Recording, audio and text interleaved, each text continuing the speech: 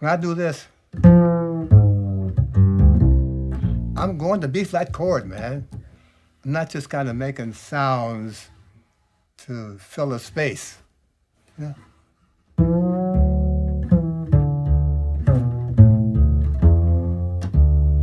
I'm going somewhere with them.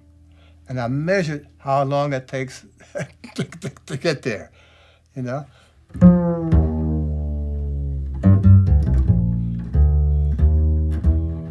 So they understand the sound. They haven't learned how to manipulate it in their favor.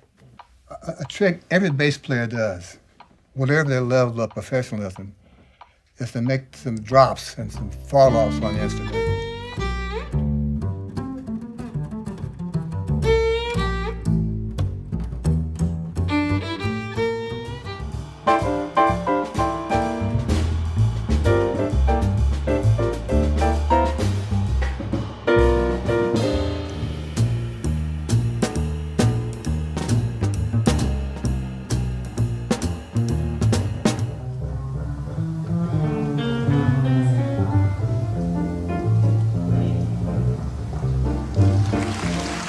The first step is to play good quarter notes.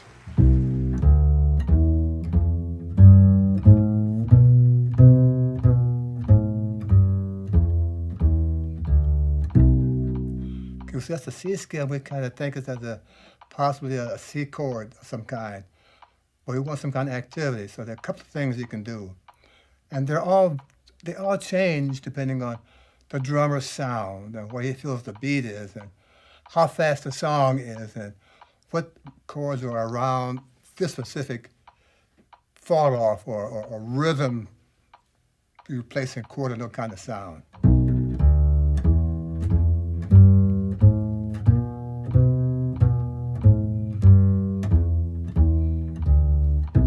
Now, how can we make this sound different and still stay in this kind of physical zone? Well, one thing you can do is this. That's the second finger, pull off, go into F.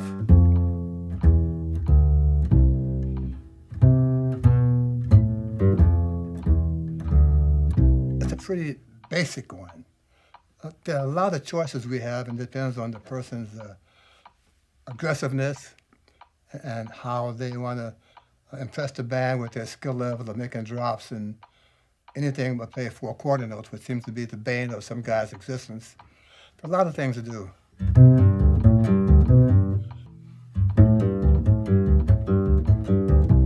I try to play in rhythm, not just a rake, they call it.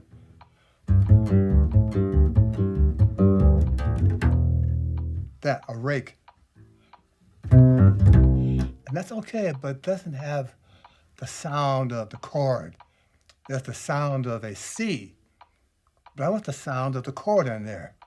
Let's try a different key even. The easy one. Yeah. So you're going F, F9. I'm going to the fifth, to the root. Or to the third. But I'm trying to play notes, not just the effects of a drop. I want some real notes in there.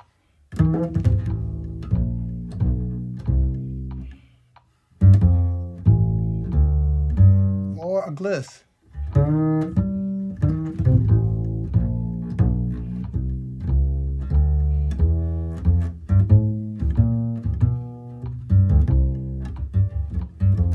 So use rests in there. Sometimes you don't have a note at all.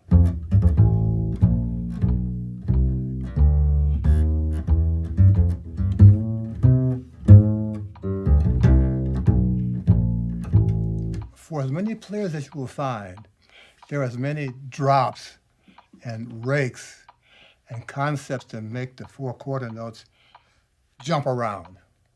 I think if you can consider the groove of the tune, the speed of the changes, what chords are around this figure, and your general location on the bass to play this particular rhythm, the sum of the factors that affect where I play them. If I'm on the wrong part of the bass and I can't do this, I won't do it there. I'll wait till my time comes. I'll try to find something else.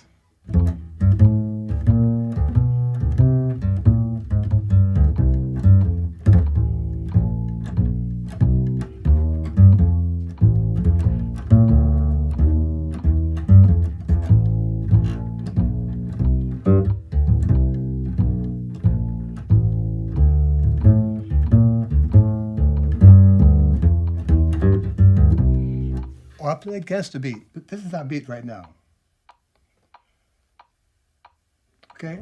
Keep that in mind.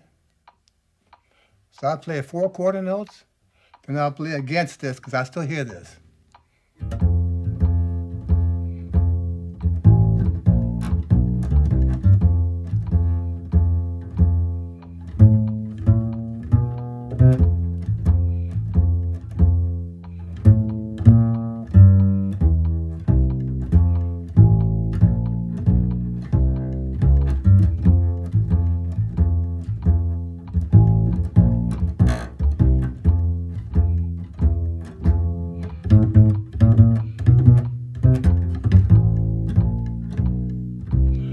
All work depending on your hands, what kind of calluses do you have, how loud the band is, whether it needs to have this kind of push, or this kind of highlighting a certain kind of chord. These rhythms you think of make that certain chord just go like this.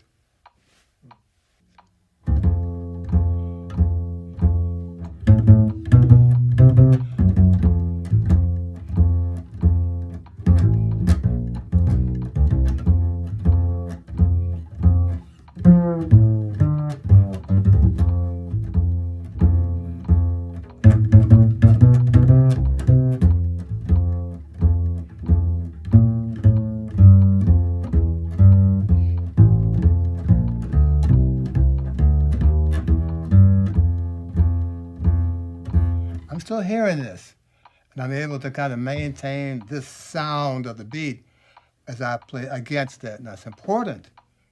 When you start these rhythms, you got to maintain this sound. You got to hear this beat to play against that. And if no one hears that, they don't feel the tension that you're trying to create. It's all about actually hearing this contrast.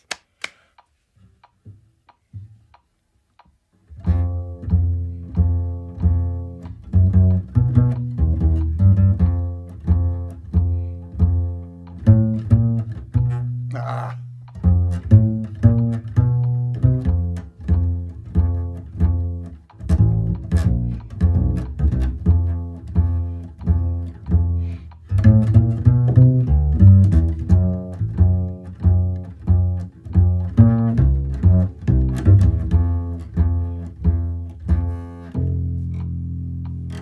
I hate the word difficult because everything in making bass line is basically difficult. Having said that, I think there are 2 key elements to make your against the beat things work better. One, you must continue to hear this click. Without this banging in your ear from someone in the band, if not the drummer's hi-hat, or just a ride cymbal, or just your inherent determination that I hear this beat. And I think that since as long as I can kind of hear it, I can play against that beat. Understanding that the band may not be in that space. The band may not be as adventurous, as rhythmically, as curious, or as daring as you think your lines are. If you keep those 2 things in mind, one last item, you can't be afraid to try it. Otherwise, you'll never know if it works maybe in a different place, in a different tune, on a different set of changes, in a different key. What's this thing you're going to play? What happens to it? Does it just stop here? Can you transfer this rhythm way over here, which maybe it fits better with the piano voicing? Or whether the soloist just takes a breath, can you sneak it in right then? can you camouflage what's going on by playing this rhythm so that we all agree that now, here's one.